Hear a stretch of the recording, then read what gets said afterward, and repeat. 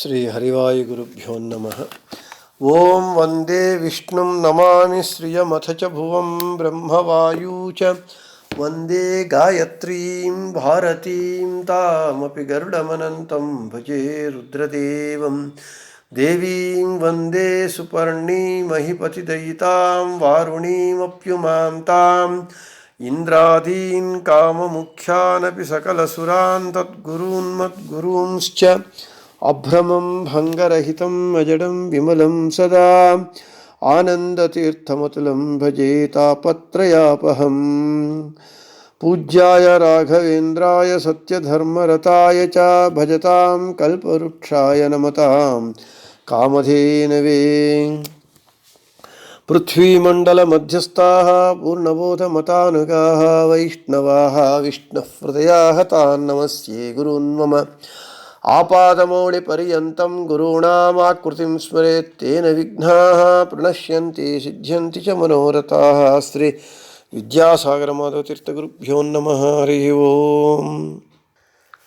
श्रीपूर्णबोधगुरुतीर्थवयोब्धिपारा कामारिमाक्षविषमाक्षशिरस्पृशन्ति पूर्वोत्तरामित तरङ्गचरत्सुहंसा देवालिसेवितपराङ्घ्रिपयोजलग्ना जीवेश भेद गुणपूर्ति जगत्सु सत्वनीचोच्च भाव मुखनक्रगणैः समेता दुर्वाद्यजापति गिलैर्गुरुराघवेन्द्र वाग्देवता सरिदमुं इमलीकरोतु। నిన్నటి రోజున రాఘవేంద్ర స్వాముల వారి స్తోత్ర పాఠమునందు హంతునః కాయజాన్ దోషాన్ ఆత్మాత్మీయ సముద్భవాన్ అనేటటువంటి ఇతి కాలత్రయే నిత్యం ప్రార్థనాం యః కరోతి సహ అనేటటువంటి 17, 18 శ్లోకముల గురించి చెప్పుకున్నాం. ఈరోజు అగమ్య మహిమాలోకే రాఘవేంద్రో మహాయశాః శ్రీమధ్వమత దుగ్ధాబ్ధి చంద్రో అవతు సదా అనఘః అనేటటువంటి 19వ శ్లోకాన్ని చెప్పుకుందాం. పదచ్ఛేదము. అగమ్య మహిమా లోకే రాఘవేంద్రః మహాయశాః శ్రీమధ్వమత దుగ్ధాబ్ధి చంద్రః అవతు సదా అనఘః. అన్వయము అన్వయార్థము.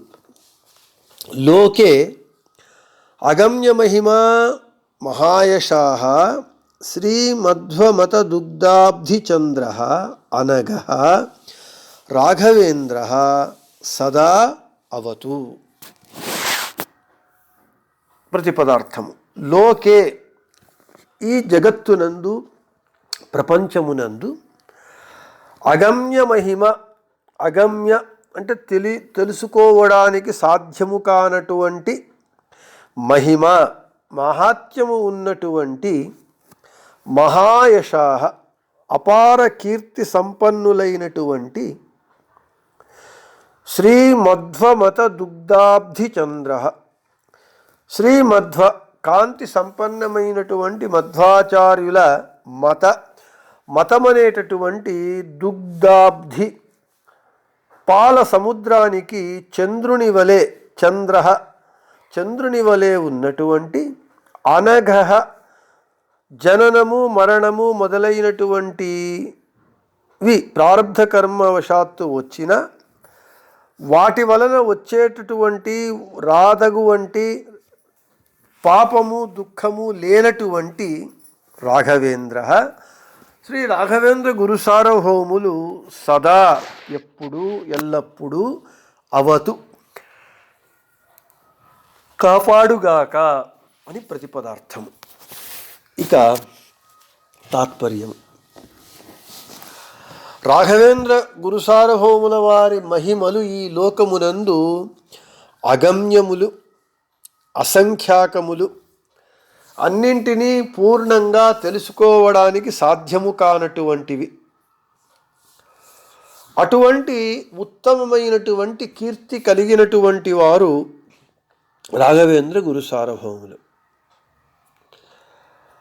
మధ్వమతం అనేటటువంటి పాల సముద్రానికి చంద్రుని వలె ఉన్నటువంటి వారు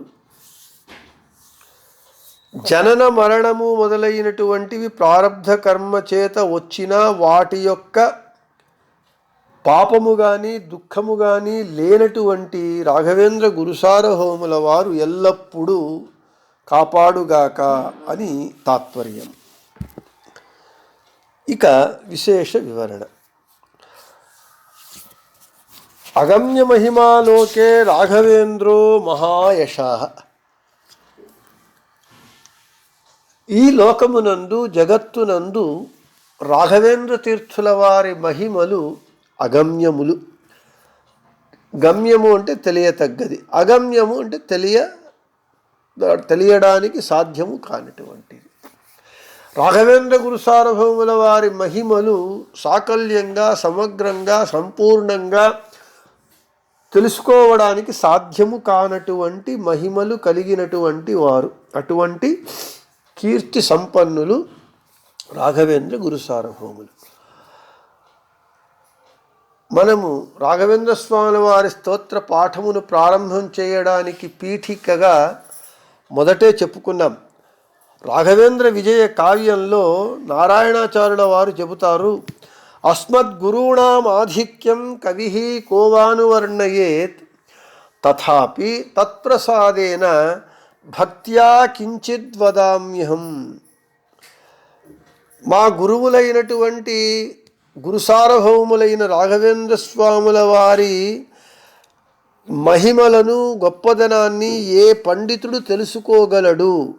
ఎవ్వడూ తెలుసుకోలేడు.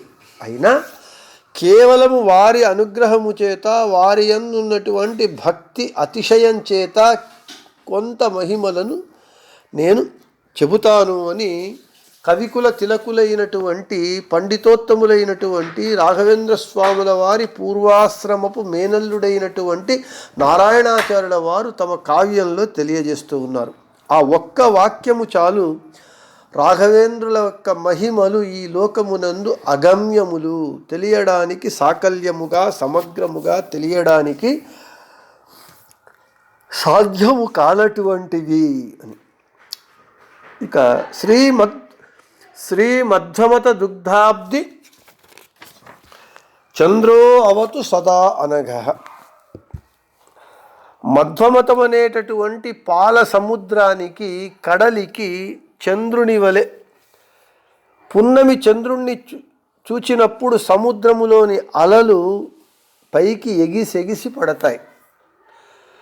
చంద్రునికి ఆ సముద్రాన్ని ఆకర్షించేటటువంటి శక్తి ఉంటూ ఉన్నది. కడలికి పున్నమి చంద్రుడు ఎలాగో మధ్వమతం అనేటటువంటి క్షీర సముద్రానికి రాఘవేంద్ర స్వాముల వారు ఒక చంద్రుని వలె ఉండి మధ్వాచార్యుల వారి చేత ప్రతిపాదింపబడినటువంటి మధ్వమతమును, సిద్ధాంతమును జగత్తంతా బాగుగా వ్యాపింపజేసినటువంటి వారు రాఘవేంద్ర గురుసార్వభౌముల వారు. అందుకే శ్రీ మధ్వమత దుగ్ధాబ్ది చంద్ర అని చెబుతూ ఉన్నారు. అంతేకాకుండా మనకు అనఘః అంటే పాపరహితులు. రాఘవేంద్ర గురుసార్వభౌముల వారు పాపరహితులు అని చెబుతూ ఉన్నారు. భగవద్గీతలో కూడా అర్జునుడిని కృష్ణుడు హే అనఘ అని సంబోధిస్తాడు. అంటే పాపరహితుడైనటువంటి హే అర్జున అని. రాఘవేంద్ర గురుసార్వభౌముల వారు కూడా మనము మొదటే చెప్పుకున్నట్లుగా మూల రూపములో శంకుకర్ణుడు అనేటటువంటి కర్మజ దేవత భగవంతుని సంకల్పానుసారము బ్రహ్మ శాపము చేత అసురయోనియందు హిరణ్యకశిపుడిగా, ప్రహ్లాదుడిగా అవతరించి ఆ తరువాత ద్వాపరయుగమునందు బాహ్లీకరాజుగా, కలియుగములో మొదటి అవతారము వ్యాసరాజ గురుసార్వభౌములుగా, రెండవ అవతారము రాఘవేంద్ర గురుసార్వభౌములుగా అవతరించినటువంటి వారు రాఘవేంద్ర గురుసార్వభౌములు. ఈ అన్ని అవతారములందు వారు పాపకర్మలు చేసినట్లుగా ఎక్కడా ఈ చరిత్రలు చదివినప్పుడు మనకు ఎక్కడా కనబడదు. అందుకే అనఘ అని చెబుతూ ఉన్నారు. పాపరహితులు రాఘవేంద్ర గురుసార్వభౌముల వారు అని చెబుతూ ఉన్నారు. అపరోక్ష జ్ఞానులకు తమ ప్రారబ్ధ కర్మ చేత దేహముల ఉత్పత్తి నాశము ఉంటుంది. అయితే వారికి దేహాభిమానము ఉండదు కాబట్టి దేహాభిమాన నిమిత్తమైనటువంటి దుఃఖము వాళ్లకు ఉండదు. అయితే ప్రారబ్ధ కర్మ నిమిత్తంగా దేహాభిమానము వచ్చినప్పుడు దుఃఖము ఉంటుంది. ప్రారబ్ధ కర్మ ఉన్నప్పుడు రుద్రుడు కానీ, దూర్వాసుల వారు కానీ, అశ్వత్థామాచారుల వారు కానీ వీళ్ళందరూ కూడా అనేక సందర్భాలలో ప్రారబ్ధ కర్మ వశాత్తు దుఃఖాన్ని అనుభవించినటువంటి వారే. దానికి ఎవరూ కూడా మినహాయింపు కాదు. రాఘవేంద్ర గురుసార్వభౌముల వారు ప్రహ్లాదులుగా అవతరించినప్పుడు నారదుల వారు అపారమైనటువంటి అనుగ్రహాన్ని చేశారు. ఆ జన్మనందు తరువాత మిగిలిన జన్మల యందు కూడా కలి ఆవేశ నిమిత్తమైనటువంటి దుఃఖము వారికి లేదు అంటూ ఉన్నారు. అయితే ప్రారబ్ధ కర్మ వశాత్తు వచ్చినటువంటివి ఉంటాయి, కానీ ప్రారబ్ధ కర్మ కాకుండా వేరే పాపముల అనిష్ట పుణ్యముల లేపము వాళ్లకు లేదు అని మనం వెనుకటి శ్లోకాల్లో చెప్పుకున్నాం. కాబట్టి వాటి చేత రాఘవేంద్ర గురుసార్వభౌముల వారికి వచ్చేటటువంటి దుఃఖములు ఏవీ లేవు. కాబట్టి అనఘ అని చెబుతూ ఉన్నారు. ఇటువంటి అపార మహిమ కలిగినటువంటి పాపరహితులైనటువంటి శ్రీ రాఘవేంద్ర గురుసార్వభౌముల వారు సదా అవతు మమ్ములను ఎల్లప్పుడూ కాపాడుగాక అని చెబుతూ ఉన్నారు. అగమ్య మహిమాలోకే రాఘవేంద్రో మహాయశాః శ్రీమధ్వమత దుగ్ధాబ్ది చంద్రో అవతు సదా అనఘ అనేటటువంటి శ్లోకంలో రాఘవేంద్ర గురుసార్వభౌముల వారి మహిమను చెప్తూ ఇక 20వ శ్లోకంలో సర్వయాత్రా ఫలావాప్త్యై యథాశక్తి ప్రదక్షిణం కరోమి తవ సిద్ధస్య వృందావన గతం జలం శిరసా ధారయామ్యద్య సర్వతీర్థ ఫలాప్తయే అనేటటువంటి శ్లోకాన్ని రేపు చెప్పుకుందామని చెబుతూ శ్రీకృష్ణార్పణమస్తు, మధ్యేశార్పణమస్తు. అందరికీ శుభమస్తు.